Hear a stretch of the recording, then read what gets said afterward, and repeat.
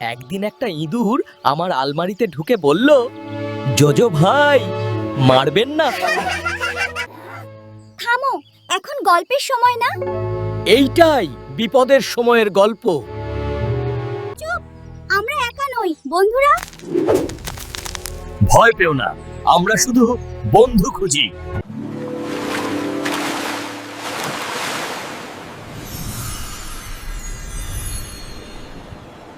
আহা, কি সুন্দর সকাল। আজ মনে হচ্ছে আমি খুব সিরিয়াস একটা কাজ করব। তুমি আর সিরিয়াস? শেষবার তুমি সিরিয়াস হতে গিয়ে কলার খোসা দিয়ে পিছলে পড়েছিলে। ওটা ছিল গবেষণা। আমি পরীক্ষা করছিলাম পৃথিবী গোল নাকি পিছিল।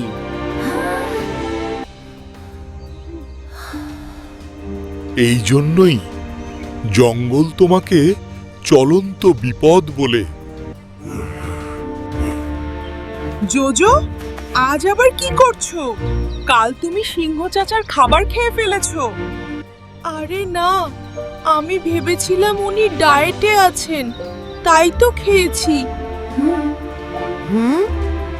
উনি ডায়েটে করে না রাগ করেছিলেন, আর আজ যদি আবার ঝামেলা করো তাহলে বুঝাবো কত ধানে কত চাল।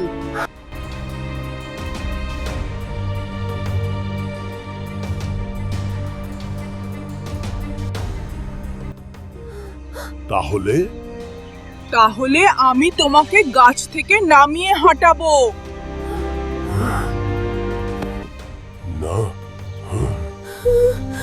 না না না, গাছ ছাড়া আমি কিছুই না।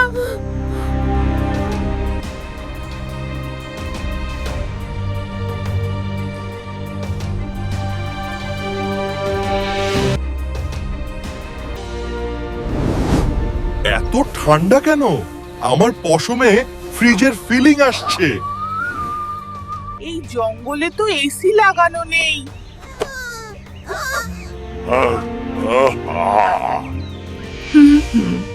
এটা বরফ? আমি কিচ্ছু করিনি, শপথ। এইবার সত্যি। সবাই শান্ত থাকো, এটা হয়তো আবহাওয়ার সমস্যা। আবহাওয়া যদি ড্রাগনের মতো দেখায় তাহলে সমস্যা আছে। আমি দুঃখিত। আমি থামাতে পারছি না।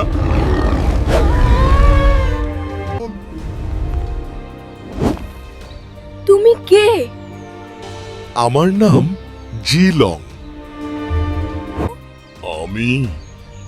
আমি বরফ বানাতে পারি, কিন্তু আমি চাই না। মানে তুমি ফ্রিজ, না তুমি ফ্রিজের ভূত?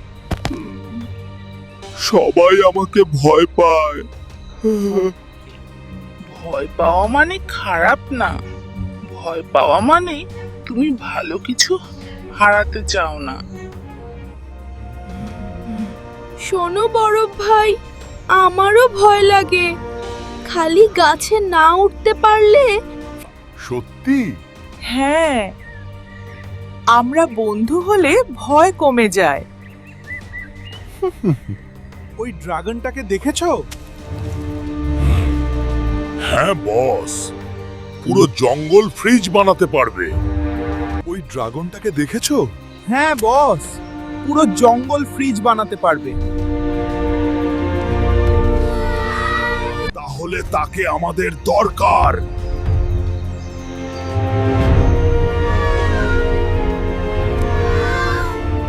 একদিন একটা ইঁদুর আমার আলমারিতে ঢুকে বলল, জোজো ভাই মারবেন না। থামো, এখন গল্পের সময় না। এইটাই বিপদের সময়ের গল্প।